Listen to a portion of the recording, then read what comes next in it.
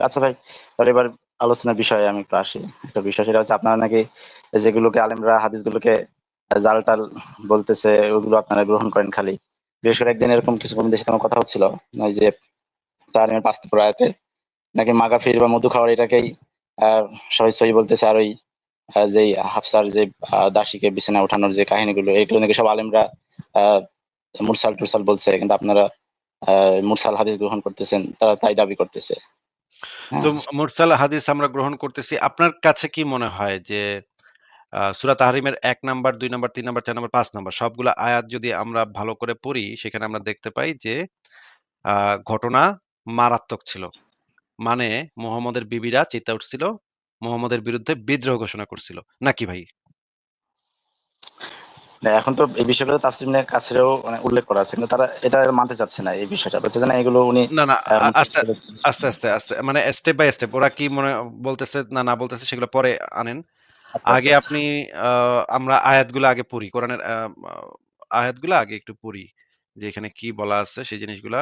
আয়াতগুলা ভালো করে না পড়লে তো আমরা ভালো করে বুঝতে পারব না। আমি স্ক্রিনে শেয়ার দিচ্ছি আয়াতগুলা, সূরা তাহরিমের আয়াতগুলা এবং এরপরে আমরা নিজেরাই একটু মাথা খাটাবো এবং বুঝবো যে আ এটা জাল জয়ীফ এখন জাল জয়ীফ এগুলা তো হচ্ছে গিয়ে আ বিভিন্ন আলেমরা, বিভিন্ন মুহাদ্দিসরা ক্যাটেগরাইজ করছে এই জিনিসটাকে। অনেক সময় দেখা গেছে যে আ তারা তারা তো এমনভাবে ক্যাটেগরাইজ করতেই পারে যে, যেহেতু দেখা যাচ্ছে এটাতে একটা বাজে জিনিস বাইর হয়ে যাচ্ছে, তারা কৌশলে এই জিনিসটাকে আ ম হ্যাঁ, হ্যাঁ।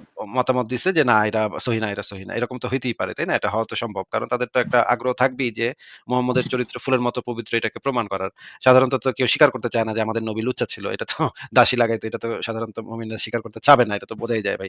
আচ্ছা আমরা সূরা তাহরিমের ১ নাম্বার আয়াতটা পড়ি। এখানে বলা হচ্ছে, "হে নবী আল্লাহ তোমার জন্য যা হালাল করেছেন, তোমার স্ত্রীদের সন্তুষ্টি কামনায় তুমি তুমি তা হারাম করছো। তুমি কেন তা হারাম করছো? আর আল্লাহ অতীব ক্ষমাশীল, পরম দয়ালু।" এটা যদি মধুপান এই যে দেখেন, এটা যদি মধুপান বিষয়ক আয়াত হয়ে থাকে, ৩ আচ্ছা। নম্বর আয়াতটা পড়ি আমরা দেখেন। "আর যখন নবী তার এক স্ত্রীকে গোপনে একটি কথা বলেছিলেন, অতঃপর যখন সে স্ত্রী অন্যকে তা জানিয়ে দিল এবং আল্লাহ তার নবীর কাছে এটা প্রকাশ করে দিলেন, তখন নবী কিছুটা তার স্ত্রীকে অবহিত করল, আর কিছু এড়িয়ে গেল। যখন সে তাকে বিষয়টি জানালো, তখন সে বলল, আপনাকে এ সংবাদ কে দিল? সে বলল, মহাজ্ঞানী ও সর্বজ্ঞ আল্লাহ আমাকে জানিয়েছেন।" আচ্ছা এরপরে ৪ নাম্বারটা দেখি। "যদি তোমরা উভয়ে আল্লাহর কাছে তওবা করো", মানে আল্লাহ সেই মেয়ে মানে স্ত্রীদেরকে আল্লাহর কাছে তওবা করতে বলতেছে। যেই অপরাধ সেই মুহাম্মদের ২ বিবি, যে ২ বিবি এই যে এই অপরাধটা করেছে, সেই অপরাধের জন্য তওবা করতে বলতেছে। তবে তা তোমাদের জন্য উত্তম। কারণ তোমাদের উভয়ের অন্তর বাঁকা হয়েছে। মানে আল্লাহ তাদেরকে সেই বিবিদেরকে ধমক দিয়ে বলতেছে, তোমাদের উভয়ের অন্তর বাঁকা হয়েছে। আর তোমরা যদি তার বিরুদ্ধে পরস্পরকে সাহায্য করো, তবে আল্লাহই তার অভিভাবক এবং জিবরিল ও সৎকর্মশীল মুমিনরাও, তাছাড়া অন্যান্য ফেরেশতারাও তার সাহায্যকারী। মানে আল্লাহ বলতেছে আমরা কিন্তু সবাই নবীর পক্ষে। তোমরা বিবিরা যদি আমার নবীরে যদি ফাইজলামি বেশি করো, বাড়াবাড়ি যদি তোমরা বেশি করো, ঘরের ভিতরে গ্যাঞ্জাম যদি বেশি করো, ক্যাসাল যদি আমার নবীর সাথে ক্যাসাল করো, তাহলে কিন্তু আমরা সবাই কিন্তু নবীর দলে, হ্যাঁ? তোমরা কিন্তু সাবধান হয়ে যাও। তোমাদের কিন্তু খবর আছে, ২ বিবি। মানে কিছু বিবিকে এখানে হুমকি-ধামকি দেয়া হচ্ছে। ৫ নম্বরে বলা হচ্ছে, "সে যদি তোমাদেরকে তালাক দেয়, তবে আশা করা যায় তার রব তোমাদের পরিবর্তে তোমাদের চাইতে উত্তম স্ত্রী তাকে দিবেন, যারা মুসলিম, মুমিনা, অনুগত, তওবাকারী, ইবাদতকারী, সিয়াম পালনকারী, অকুমারী ও কুমারী।" মানে একদম তালাকের হুমকিতে পর্যন্ত পৌঁছায় গেছে জিনিসটা। মানে বোঝাই যাচ্ছে যে ঘটনা হালকা পাতলা ঝগড়াঝাটি ছিল না। ঘটনা ছিল মারাত্মক এবং ঘরের ভিতরে বিরাট কাইজ্জা লেগে গেছে। হ্যাঁ? কাইজ্জার চোটে, ঝগড়াঝাটির চোটে তালাকের চিন্তাভাবনা পর্যন্ত হচ্ছে এবং আল্লাহ পাক নবীর পক্ষ হইয়া নবীর বিবিদেরকে হুমকি পর্যন্ত দিতেছে যে, তোমরা যদি ফাইজলামি যদি তোমরা করো নবীর সাথে, নবীরে যদি যেটা নবী করতে চাচ্ছে, সেটা নবীরে যদি করতে না দাও তোমরা, সব টেরে তালাক দিয়ে আবার নতুন বিবি আনবে আমার নবী। হ্যাঁ? মানে পরিষ্কার তো এই জিনিসটা বোঝা যাচ্ছে আয়াত থেকে যে কিছু একটা আছিল যেটার জন্য ঘরে একটা বিরাট গ্যাঞ্জাম লাগছে নাকি ভাই? হ্যাঁ, তা তো অবশ্যই। কিছু কারণ একটা স্যার মধু একটা বিষয় নিয়ে কিছু তো এত কিছু বাড়ানো উচিত না। কারণ এটা তো কিছু একটা কিন্তু এখানে ঘটনা ডাল মে কুছ কালা হ্যায় অথবা সমস্ত ডালই কালা হ্যায়। এটার জন্য এই কাহিনী হইছে। ঠিক আছে? আমরা একটু দেখি এবার একটা সহিহ হাদিস দেখি আমরা। যে সহিহ হাদিসে এবার কি বলা আছে? এটার সাথে এই কাহিনীটা মেলে কিনা দেখি। আ কাহিনী আয়াতটা তো আমরা পড়লাম, শুধুমাত্র আয়াতটা আমরা পড়লাম। এবার আমরা ওই সহিহ হাদিসটা পড়ব যে সহিহ হাদিসের ভিতরে এই জিনিসটা বর্ণনা করা আছে। আ এইখানে দেখেন এই হাদিসটা হচ্ছে একটা সুনানে নাসাই শরীফের সহিহ হাদিস। ৩৯৬১ নম্বর হাদিস।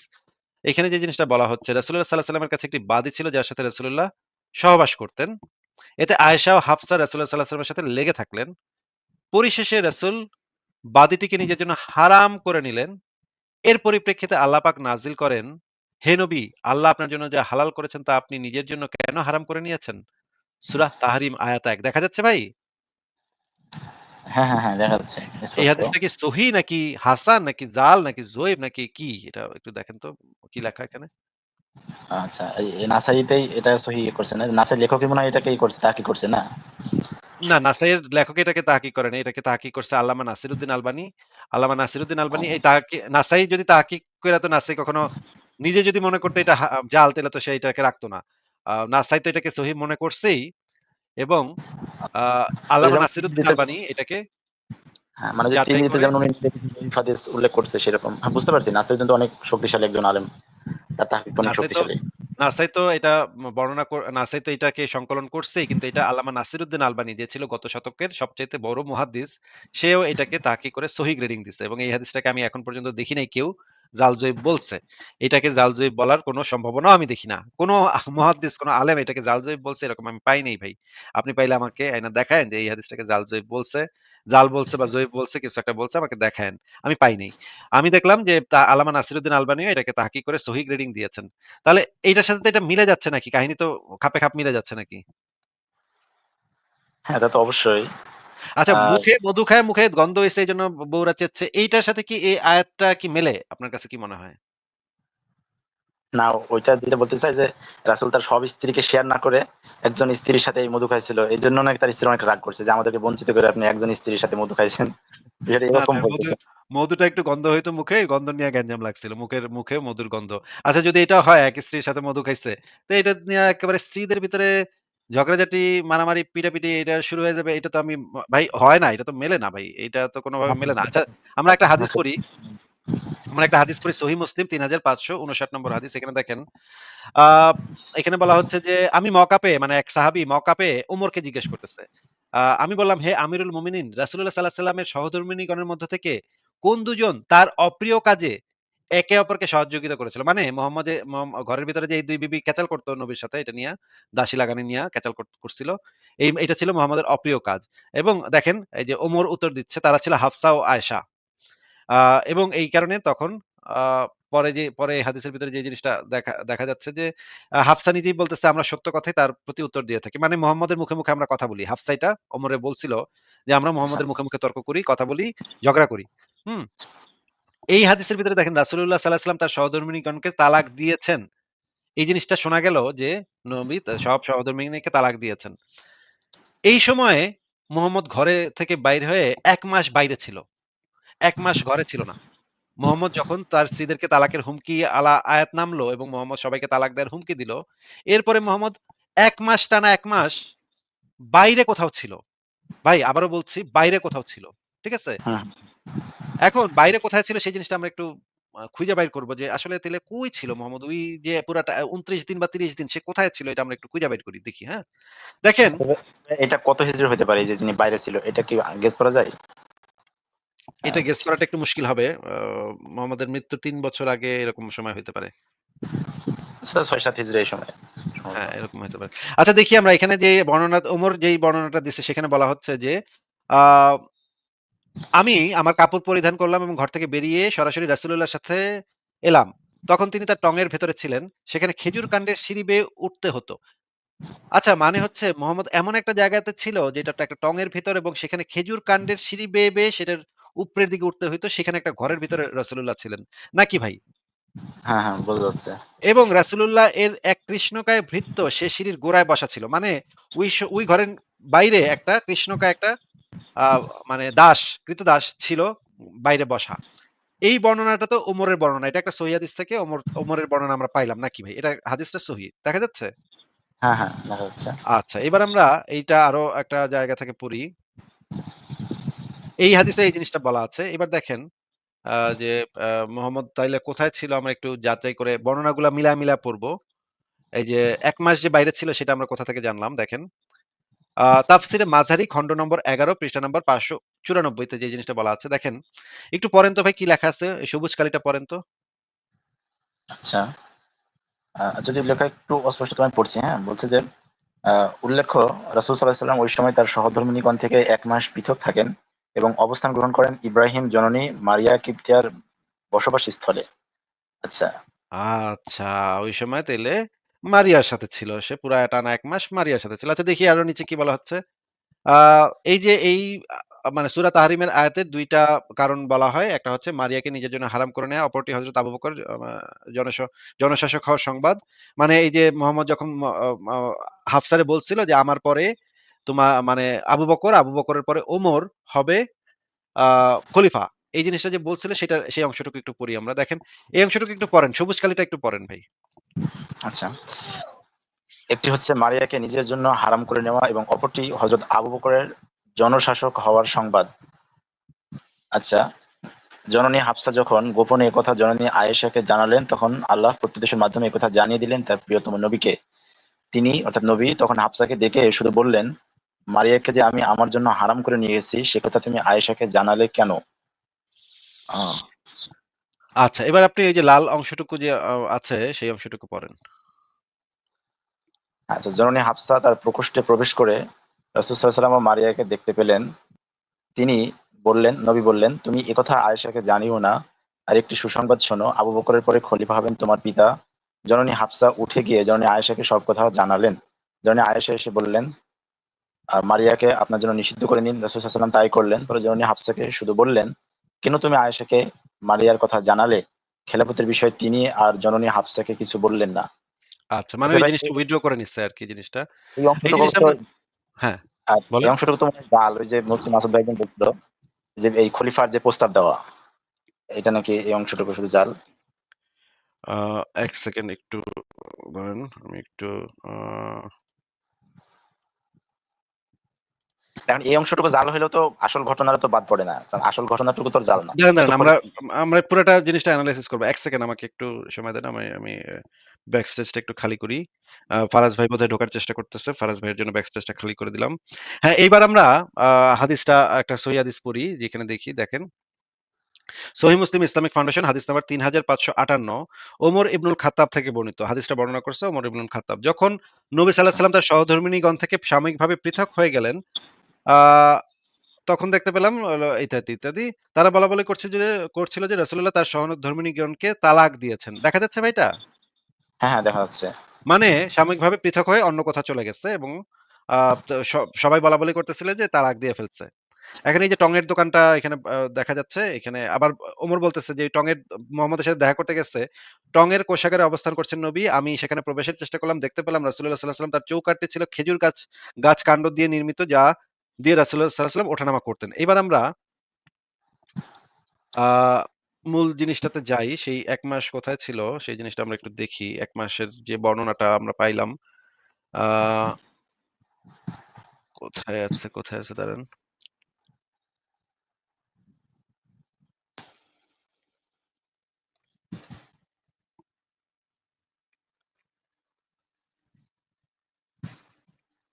আচ্ছা আচ্ছা এটা তো আমি আপনাকে ১ম এই দেখাই ফেলছি। এটা হচ্ছে যে এই অংশটাতেই তো এই জিনিসটা আছে যে ১ মাস ছিল মারিয়া কিপ্তিয়ার বাসায়। এটা তো দেখায় ফেলছি নাকি ভাই? হ্যাঁ, হ্যাঁ, হ্যাঁ, এটা দেখাইছেন। আচ্ছা। তাহলে আমরা একটার পর একটা আলোচনা করি যে ১ম এ কি হইলো? আ আ মোহাম্মদ হাফসার ঘরে মারিয়া কিপ্তিয়াকে নিয়ে হাফসার কাছে ধরা খাওয়ার পরে হাফসাকে কিছু কথা বলল। পরে আয়েশা বলল যে আয়েশা জানতে পারার পরে এই যে মানে মারিয়া কিপ্তিয়াকে হারাম করে নেয়ার জন্য ২ জন তাকে পেঁচায় ধরছে। তখন মোহাম্মদ নিজের জন্য এটা হারাম করে নিচ্ছে। হারাম করে নেয়ার পরে এটা হয়তো হাফসা করে থাকতে পারে বা আয়েশা করে থাকতে পারে। এবং তারপরে মোহাম্মদের তখন আবার দাসীর সাথে করতে ইচ্ছা করছে। তখন সে আ আ ম করতে চাইছে এবং এই আয়াত নাজিল করছে। আয়াত নাজিল করার পরে তার স্ত্রীদেরকে আল্লাহ নাকি হুমকি দিচ্ছে তালাক দেয়ার, সবাইকে একসাথে তালাক দেয়ার। তারপরে হুমকি-ধামকি দিয়ে মোহাম্মদ ১ মাসের জন্য মারিয়া কিপ্তিয়ার ঘরে চলে গেল। এবং এই ঘরটা ছিল কোথায় সেই জিনিসটা আমি আপনাকে একটু পরে বের করে দেখাবো। এই যে খেজুর গাছের কাণ্ড দিয়ে যে বেয়ে উপরে উঠতে হইতো সেটা আমি কেন আপনাকে বলছিলাম সেটাও একটু পরে বের করে দেখাবো। কারণ এই ঘরটাই হচ্ছে মারিয়া কিপ্তিয়ারে ওই যে খেজুর বাগানের ওই জায়গায় রাখছিল। ঠিক আছে? এই কারণে এই জিনিসটা আপনাকে পই করে আমি মানে বর্ণনা করলাম যে খেজুর কাণ্ডে পা রেখে সিঁড়ি দিয়ে উপরের দিকে উঠতে হয়। এবং বাইরে যে একজন কৃষ্ণকায় ভৃত্য বসা ছিল সেটাও আমি বের করে দেখাবো। সেই ভৃত্যটা ছিল মারিয়ার সাথে আরেকটা গোলাম আসছিল। সেই গোলামটা ছিল আ আ খোজা। সেইটাও আমি বের করে দেখাবো। সেটাও বর্ণনাতে পাওয়া যায়। বিভিন্ন সহিহ হাদিসে পাওয়া যায়। তো আমি আপনাকে যেটা বলতে চাচ্ছি, একটা ঘটনা হইলো এরকম। তারপর মারিয়া কিপ্তিয়ার বাসায় মোহাম্মদ ১ মাস ছিল। ১ মাস থাকার পরে বিভিন্ন গ্যাঞ্জাম হওয়ার পরে আ বিবিরা মাইনা নেয়। মাইনা নেয়ার পরে মোহাম্মদ আবার তাদের বাসায় ফেরত আসে। এইটা হইতেছে এক ধরনের ঘটনা। আরেক ধরনের ঘটনা হইতেছে, আরেকটা ঘটনা হইতে পারে যে মোহাম্মদ কোন একটা বিবির সাথে মধু খাইছিল। এটার জন্য মোহাম্মদের অন্য বিবিরা চেয়েছে। জেতার পরে মোহাম্মদ তাদেরকে হুমকি দিছে যে, "সবাইরে একসাথে তালাক দিয়ে দিমু।"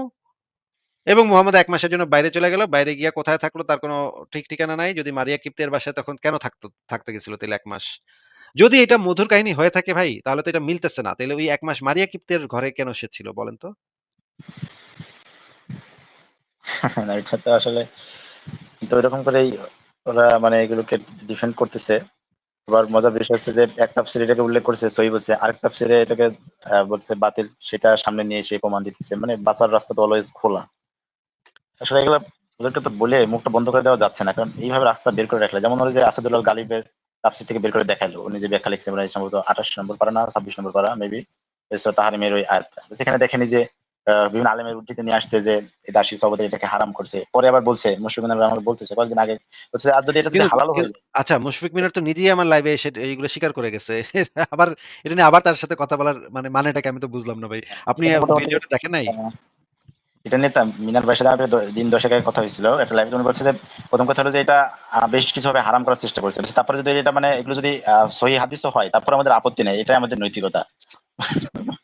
প্রথমে বুঝলাম। এটাকে অনেক মানে এটাকে জাল জয়ী প্রমাণ তাইলে করার তো অনেক তাইলে চেষ্টা যদি করছে। আচ্ছা যদি এটা হালাল হয়ে থাকে তাহলে তো সে সিনা টান করে বলবো, "হ্যাঁ, আমার নবী করছে তো করছে, দাসী করছে তো করছে। তা তোর বাপের কি বেটা? নাস্তিক ফাস্তিক তোর বাপের কি? আমার নবীর আছে করছে, দাসীর সাথে করছে। দাসীটা হ্যাঁ তো হ্যাঁ, হালাল। আমরাও এরকমই কিছু করব। একটা কথা আমরাও আসছে পাইলে করব। বলছে। আমরাও কালকে পাইলে আমি ১০ টা দাসী আনমু, ১০ টা দাসী এনে ১০ টা দাসীর সাথে করব।" এটা যদি একটা এটাই বলছে, ভালো যে নাস্তিকদের পবিত্র কাছে এটা নৈতিক না হতে পারে, আমাদের কাছে নৈতিক হবে যদি এটা হাদিসে এসেই থাকে।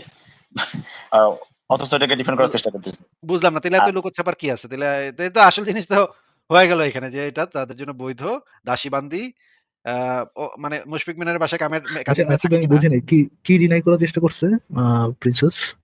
আপনার যে ফেভারিট ইয়া যে অ্যাক্টিভিস্ট সে হচ্ছে ডিনাই করার চেষ্টা করছে যে এখানে মারিয়া কিপ্তিয়ার ঘটনাটা যে হাফসার বিছানায় মারিয়া কিপ্তিয়া এটা নাকি ডিনাই করার চেষ্টা করছে।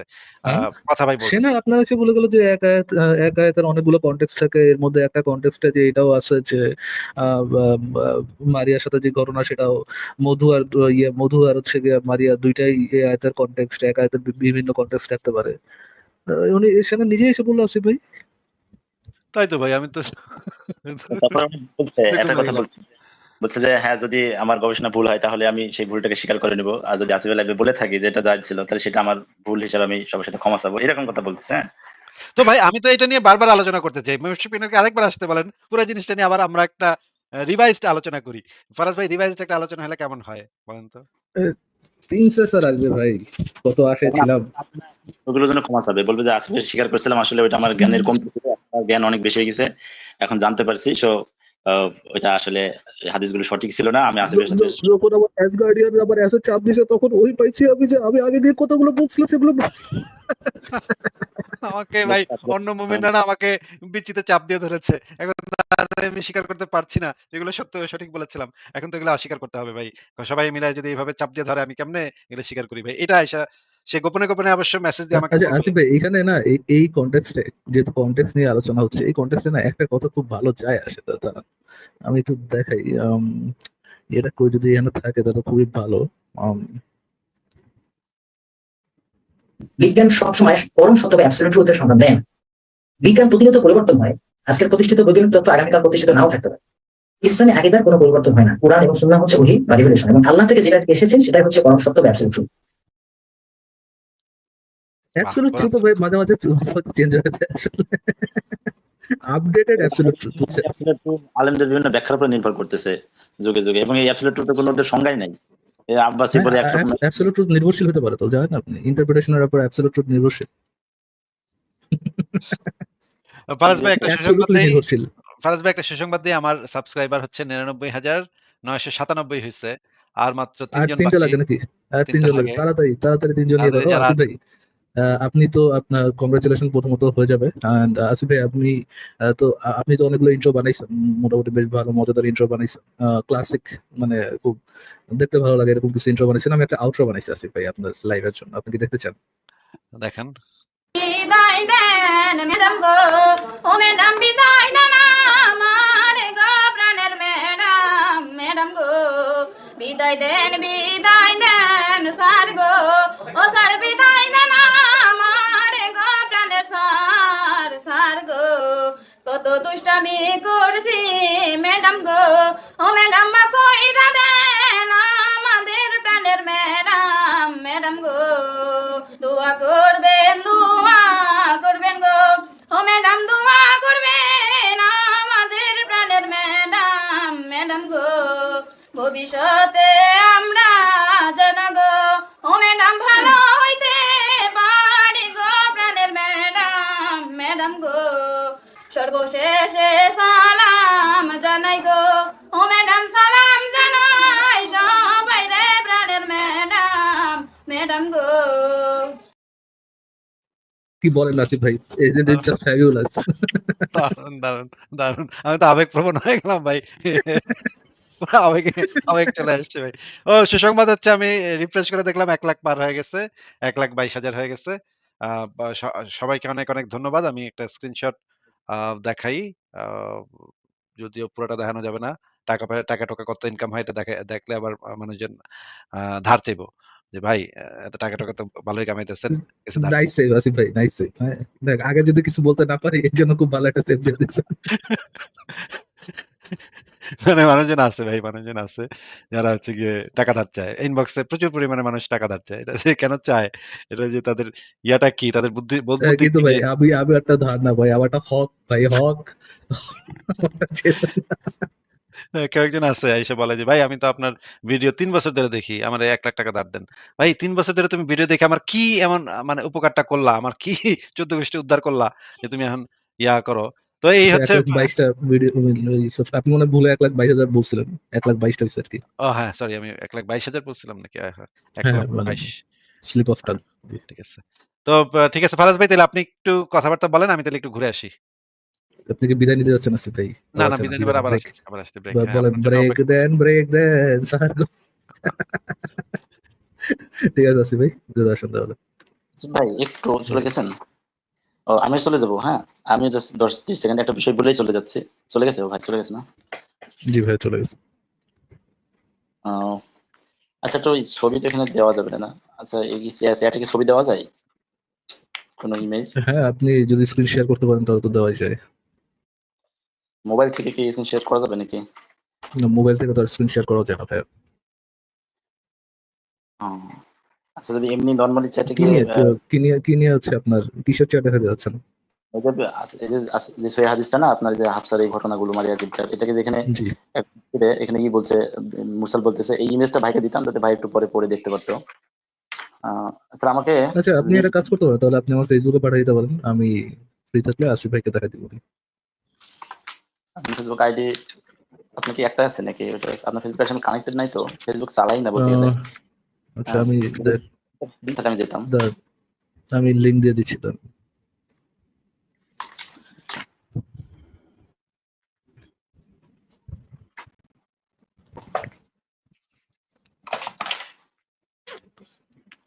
সিপিইউটা এত ইয়ে হয়ে গেছে।